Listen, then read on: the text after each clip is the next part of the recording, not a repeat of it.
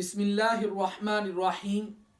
سامعین ذی وقار، آج کی اس ویڈیو میں انشاءاللہ عز و جل آپ احباب کے سامنے صلاۃ التسبیح کی نماز کا مکمل طریقہ بتاؤں گا کہ صلاۃ التسبیح کی نماز کی رکعات آپ نے کتنی پڑھنی ہے، اس کی نیت کا صحیح طریقہ کار کیا ہے، 2 رکعات کے بعد جب آپ بیٹھیں گے تشہد کے بعد درود پاک پڑھیں گے یا نہیں پڑھیں گے، اور اسی طرح ربی جعلنی کو پڑھیں گے یا نہیں پڑھیں گے۔ تیسری رکعت میں جب آپ کھڑے ہوں گے تو ثنا سے اس کا آغاز کریں گے یا تعوذ تسمیہ پڑھ کر سورۃ الفاتحہ پڑھیں گے۔ اسی طرح جو صلاۃ التسبیح کی تسبیحات ہیں ان کو کاؤنٹ کرنے کا علماء نے بہتر طریقہ کیا لکھا ہے۔ جو دانے والی تسبیح ہوتی ہے، منکے والی، اس پر کاؤنٹ کرنا بہتر ہے، یا وہ جو ٹک ٹک والی ہوتی ہے اس پر بہتر ہے، یا ہاتھوں کی انگلیوں کے پوروں پر بہتر ہے، کون سا طریقہ علماء نے بہتر قرار دیا ہے، افضل قرار دیا ہے، اس بات کو بھی انشاءاللہ آپ کے سامنے واضح طور پر بیان کرنے کی کوشش کروں گا۔ لیکن اس سے پہلے میں اللہ کے نبی صلی اللہ علیہ وسلم کا وہ فرمان عالی شان آپ کے سامنے بیان کرنا چاہتا ہوں، جس میں اللہ کے نبی صلی اللہ علیہ وسلم نے صلاۃ التسبیح کی نماز کی فضیلت کو بیان فرمایا ہے۔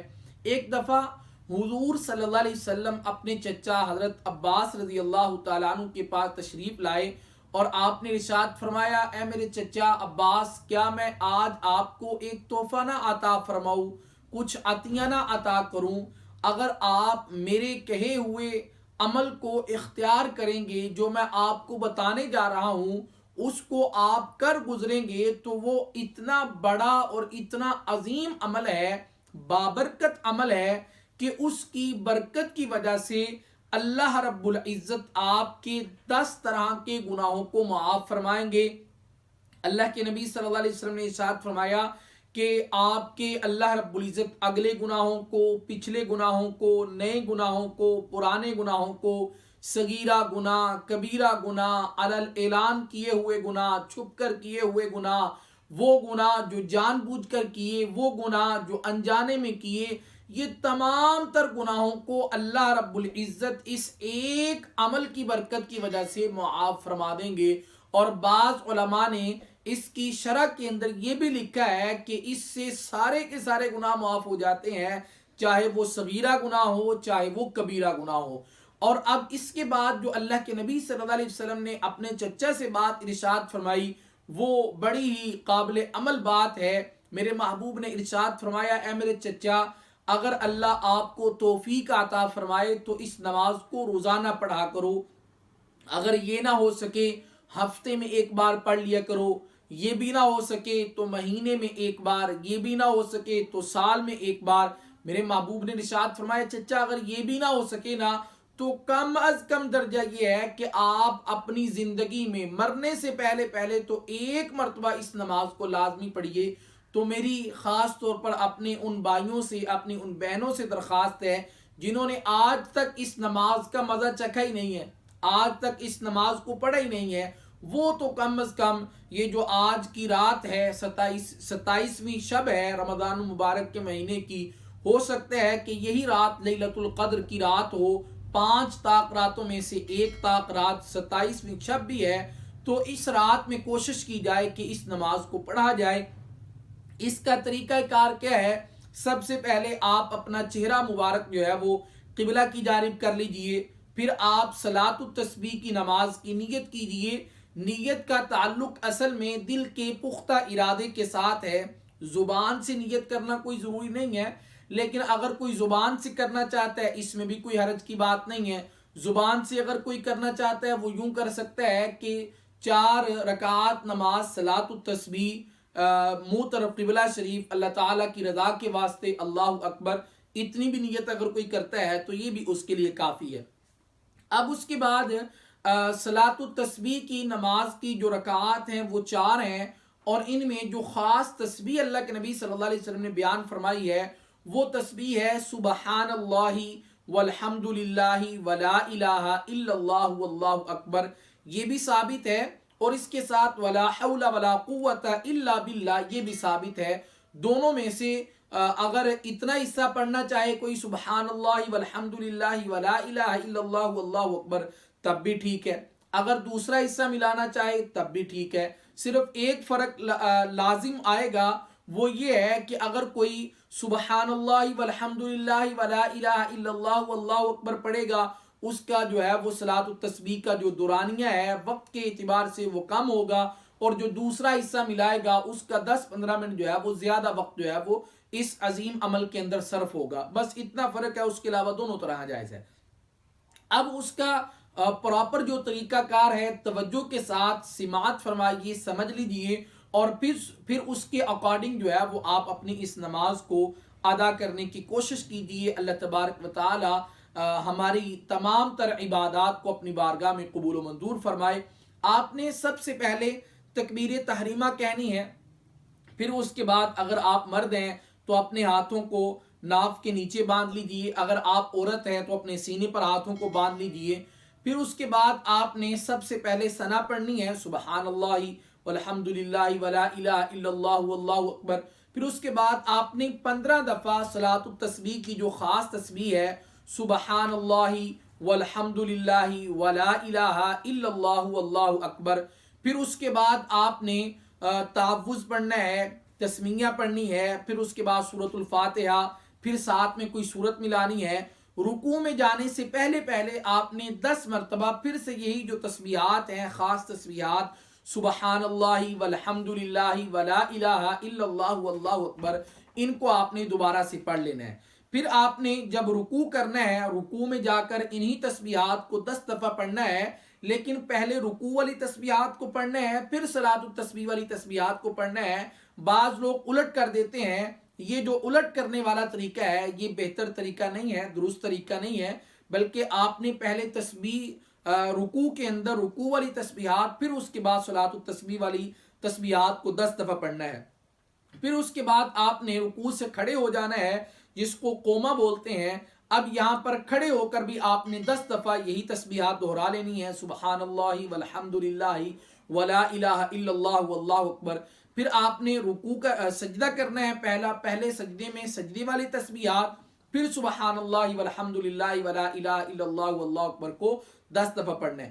پھر دونوں سجدوں کے درمیان جب آپ نے بیٹھنا ہے، جس کو جلسہ بولتے ہیں، اس میں بھی 10 دفعہ پڑھنا ہے.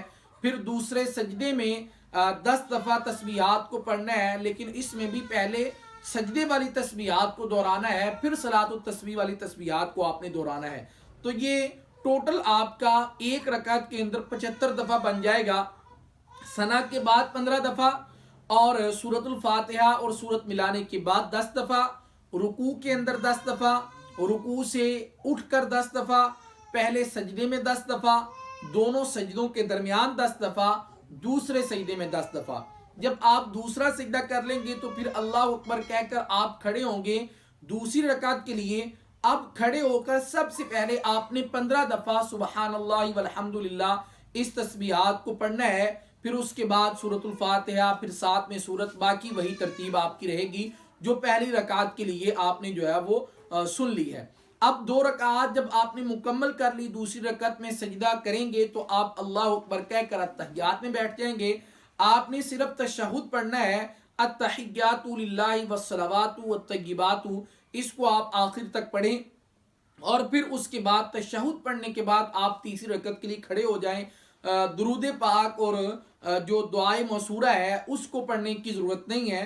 لیکن مسئلہ سمجھ لیجئے کہ اگر بالفرض والمحال کوئی میری بہن یا بھائی صلاۃ التسبیح کی نماز پڑھ رہا ہے، اور اگر اس نے تشہد کے بعد درود پاک پڑھ لیا، یا اسی طرح دعائے موصورہ پڑھ لی، یا اس کے علاوہ کوئی اور بھی دعا پڑھ لی جو قرآن و حدیث سے ثابت ہے، تو تب بھی اس کی نماز پر کوئی حرج نہیں آئے گا کہ اس کی نماز نہیں ہوگی، بلکہ اس کی نماز اس طرح بھی درست ہے. لیکن علماء نے بہتر طریقہ یہی لکھا ہے کہ تشہد پڑھنے کے بعد آپ تیسری رکعت میں کھڑے ہو جائیں. اب جب آپ تیسری رکعت میں کھڑے ہوں گے تو وہاں پر بھی آپ نے پہلے ثنا نہیں پڑھنی، بلکہ تیسری رکعت میں بھی دوسری رکعت کی طرح آپ نے پہلے 15 دفعہ صلاۃ التسبیح والی تسبیحات کو پڑھنا ہے. پھر اس کے بعد آپ نے جو ہے وہ بسم اللہ پڑھ کر آپ نے سورۃ الفاتحہ، پھر اس کے بعد سورت ملانی ہے، پھر اس کے بعد 10 دفعہ، پھر رکوع میں 10 دفعہ، رکوع سے کھڑے ہو کر 10 دفعہ، پہلے سجدے میں 10 دفعہ، دونوں سجدوں کے درمیان 10 دفعہ، دوسرے سجدے میں 10 دفعہ. آپ نے تیسری رکعت بھی اسی طرح کمپلیٹ کر لینی ہے. پھر آپ نے چوتھی رکعت میں کھڑے ہونا ہے، چوتھی رکعت بھی اسی طرح آپ نے کمپلیٹ کرنی ہے، جس طرح دوسری کی ہے، تیسری کی ہے، اسی طرح چوتھی بھی.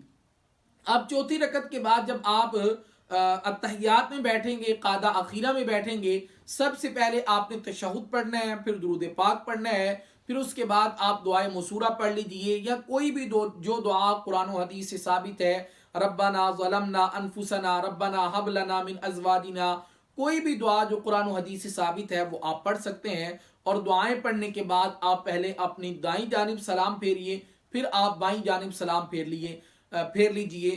اور اس کے ساتھ ساتھ مسئلہ اور ایک ذہن نشین فرما لیجئے کہ اگر کسی نے تیسری رکعت میں ثنا سے شروع کر لیا ہے تو تب بھی اس کو پریشان ہونے کی ضرورت نہیں ہے. پہلے ثنا پڑھ لی ہے، پھر اس کے بعد ثنا کے بعد سورۃ الفاتحہ سے پہلے 15 دفعہ پڑھ لے، پھر باقی ترتیب وہی ہے. لیکن علماء نے بہتر طریقہ یہی لکھا ہے کہ ثنا کو نہ پڑھا جائے تیسری رکعت میں. اور اب رہا یہ سوال کہ یہ جو تسبیحات کو کون کرنا ہے، اس کا طریقہ کار جو صحیح ہے وہ کیا ہے. ویسے تو آپ جیسے آپ کے لیے آسانی ہو آپ وہ طریقہ اختیار کر سکتے ہیں. تسبیح جو دانوں والی ہوتی ہے اس پر کاؤنٹ کر لیجئے، اور اسی طرح جو ٹک ٹک والی تسبیح ہوتی ہے اس پر آپ کاؤنٹ کر سکتے ہیں. ہاتھوں کی انگلیوں کے پوروں پر اس انداز میں آپ کاؤنٹ کر سکتے ہیں، اس میں بھی کوئی حرج کی بات نہیں ہے. لیکن بعض علماء نے جو ایک طریقہ لکھا ہے جس کو میں بھی بڑا پسند کرتا ہوں، اور میں اسی طریقے کے مطابق صلاۃ التسبیح کی نماز کو پڑھتا ہوں الحمدللہ، وہ یہ ہے کہ آپ اس انداز سے جب آپ نے ہاتھوں کو باندھا ہوگا تو آپ ایک دفعہ پڑھیں سبحان اللہ والحمدللہ ولا الہ الا اللہ واللہ اکبر. تو یہ آپ کی جو چیچی انگلی ہے اس کو آپ دبا لیجئے، پھر دوسری مرتبہ دوسری کو، تیسری دفعہ تیسری، چوتھی پانچویں، پھر اس ہاتھ کی 5 انگلیوں کو باری باری دبائیے. تو عموماً جو ہے وہ 10 دفعہ پڑھنا ہوتا ہے. ایک مرتبہ پہلی دفعہ آپ نے 15 دفعہ پڑھنا ہوتا ہے، اور اس انداز سے آپ اپنی تو تسبیحات ہیں ان کو کون کر سکتے ہیں. کسی کے لیے یہ مشکل ہو تو جو اس کے لیے آسان ہے وہ بھی کر سکتا ہے. ایک اور مسئلہ بہت ہی اچھی طرح سمجھ لیجئے کہ بسا اوقات بہت سارے لوگ پریشان ہوتے ہیں، جی ہمیں جو ہے وہ غلطی لگ جاتی ہے کہ کبھی کبھار ہم نے جہاں پر 15 دفعہ پڑھنا ہے ہم کم پڑھ لیتے ہیں یا زیادہ پڑھ لیتے ہیں، یا جہاں 10 دفعہ پڑھنا ہے وہاں پر کم یا زیادہ. تو پریشان ہونے کی بات نہیں ہے. مثال کے طور پر میں ایک مثال دیتا ہوں کہ میں نے نماز کو شروع کیا، ثنا کے بعد میں نے 15 دفعہ پڑھنا تھا تو میں نے 12 دفعہ پڑھ لیا، یا 15 دفعہ پڑھنا تھا تو میں نے 17 دفعہ پڑھ لیا. تو اب اس کے بعد سورۃ الفاتحہ اور سورت ملانے کے بعد میں نے 10 دفعہ پڑھنا تھا. اگر میں نے پیچھے جو ہے وہ 3 دفعہ چھوڑ دیا تو یہ 3 آگے ملا کر 13 دفعہ پڑھ لیجئے. اگر میں نے 2 دفعہ پہلے زیادہ پڑھ لیا ہے تو آپ ان 10 میں سے 2 کو نکال دیجئے، 8 دفعہ پڑھ لیجئے. تو ایسا آپ کر سکتے ہیں، اس میں کسی قسم کی کوئی حرج کی بات نہیں ہے، پریشان ہونے کی ضرورت نہیں ہے. انشاءاللہ اللہ رب العزت میری اور آپ کی اس نماز کو، صلاۃ التسبیح کی نماز کو ضرور بھی ضرور اپنی بارگاہ میں قبول و منظور فرمائیں گے. میں امید کرتا ہوں کہ آپ احباب نے اس صلاۃ التسبیح کی نماز کے طریقہ کار کو بڑی ہی اچھی طرح سماعت فرمایا ہوگا. اللہ مجھے اور آپ کو یہ نماز بار بار پڑھنے کی توفیق عطا فرمائے، اور خاص طور پر آج کی جو بابرکت رات ہے، 27ویں رات ہے، اس کے اندر تو مجھے اور آپ کو ضرور بھی ضرور اللہ رب العزت توفیق عطا فرمائے کہ میں اور آپ جو ہے وہ صلاۃ التسبیح کی اس عظیم عمل کو، اس عظیم عبادت کو جو ہے وہ سر انجام دے سکیں. اللہ تبارک و تعالیٰ جو کچھ کہا گیا ہے، سنا گیا ہے، سمجھنے کے بعد عمل کرنے کی توفیق عطا فرمائے. وآخر دعوانا الحمد للہ رب العالمین.